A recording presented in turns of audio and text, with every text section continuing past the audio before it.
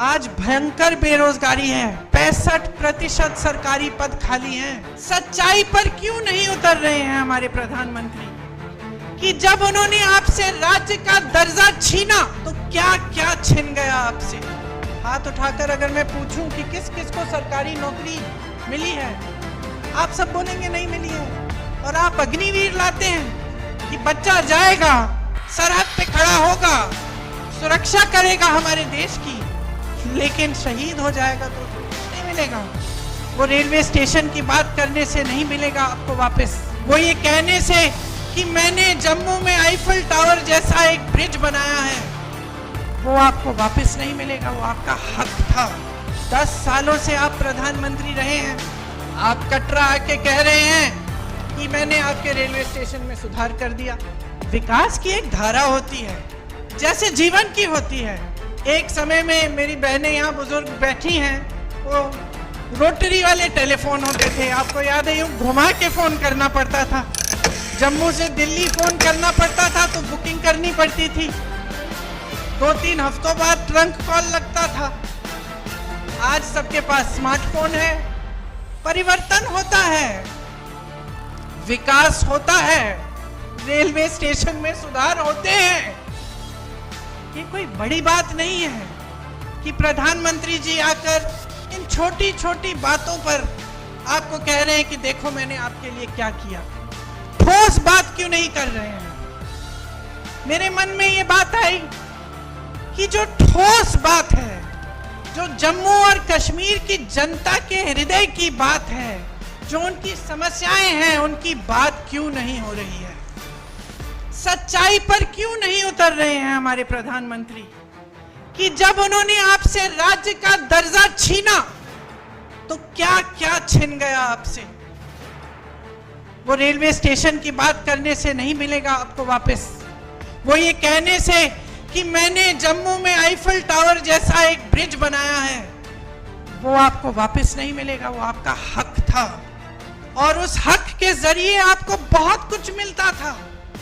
अपने जमीन पर हक, रोजगार पर हक, छोटे कारोबारों को मजबूत बनाने का हक, जो सारा आज आपसे छिन गया है।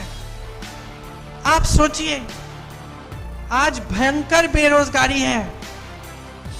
यहां जम्मू में 65% सरकारी पद खाली हैं। आप यहां बेरोजगार खड़े हो नौजवान, हाथ उठाकर अगर मैं पूछूं कि किस किस को सरकारी नौकरी मिली है, आप सब बोलेंगे नहीं मिली है। अभी जो चुनाव खत्म हुआ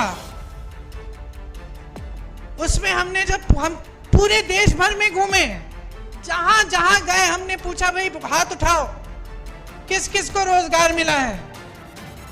एक हाथ नहीं उठता था। 10,000, 20,000, 50,000 की भीड़ में एक हाथ नहीं उठ रहा था। नौजवानों को अग्निवीर जैसी स्कीम, ये हमारे जवान खड़े हैं, देश के लिए जीवन देने के लिए तैयार हैं। जब ये आते हैं हमारी सुरक्षा करने के लिए, जब सरहद पे खड़े होने जाते हैं तो मन में ये रखते हैं कि हम एक दिन शहीद हो सकते हैं इस धरती के लिए, और आप अग्निवीर लाते हैं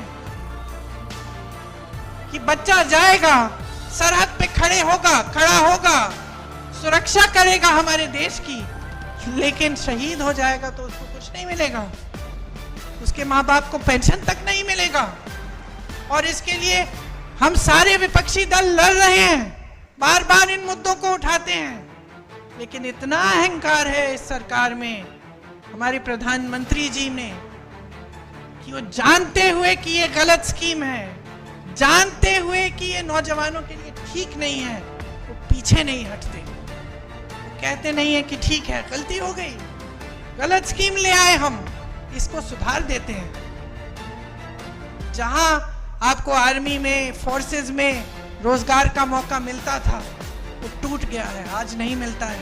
खेती में रोजगार बनते थे, आज नहीं बनते हैं। सबसे ज्यादा रोजगार हमारे देश में, हमारी देश की जो रीढ़ की हड्डी है, वो छोटे कारोबार है।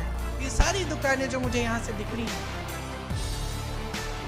आप रोजगार दिलवाते थे, ये छोटे छोटे बिजनेस, तो अपना कुछ बना दिया। कानपुर में लेदर का बिजनेस था, आगरा में कोई और बिजनेस, मुरादाबाद में पीतल का बिजनेस, यहाँ जम्मू में और बिजनेस। सारे तमाम ऐसे बिजनेस बंद हो रहे हैं, तो रोजगार वहां से भी नहीं मिलेगा। तो कौन सी स्कीम है इनके पास रोजगार दिलवाने की?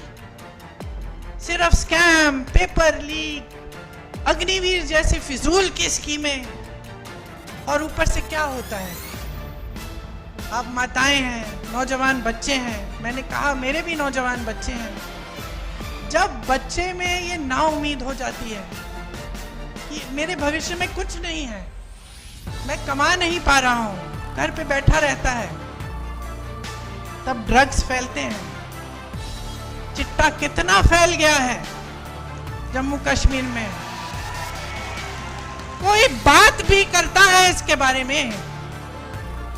ये सारे भाजपा के नेता जो आते हैं, वोट मांगने के लिए आते हैं, आपकी सच्चाई की बात करते हैं क्यों नहीं करते?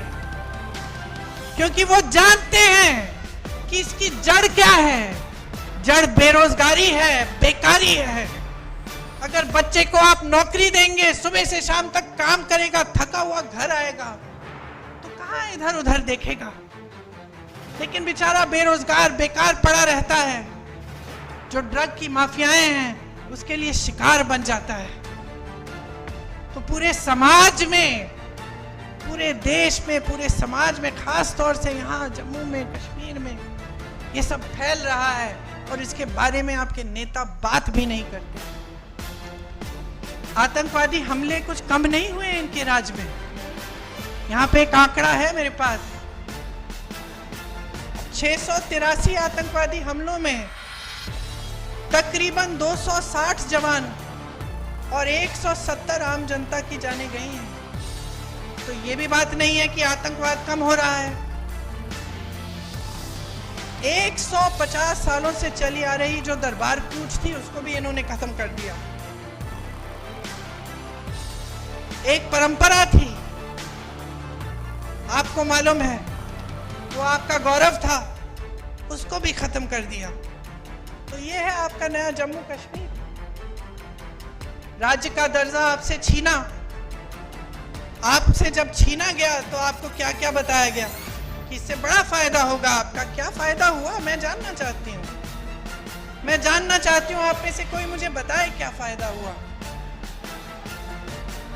आप स्मार्ट मीटर लगवाइए अपने घरों में, बताइए 10 गुना आपके बिल आते हैं, कोई पूछता है? आप जहां भी जाएंगे आपको टैक्स, प्रॉपर्टी टैक्स लगा दी है जो पहले नहीं थी, टोल टैक्स बढ़ा दी है, जगह जगह टोल लगा दिए हैं। स्मार्ट मीटर आप तो जानते ही हैं, आपकी आवाज से पता चल रहा है मुझे कि कितना असर पड़ रहा है आपके जीवन पे। तो आपकी जमीनें छीनेंगे, आपसे टैक्स लेंगे, चाहे प्रॉपर्टी की हो, टोल की हो, कुछ भी हो। ऊपर से जो काम कराने पड़ते हैं आपको रिश्वत देनी पड़ती है। तो कहां के रह गए हैं आप? आपकी सुनवाई भी है इनकी सरकार में?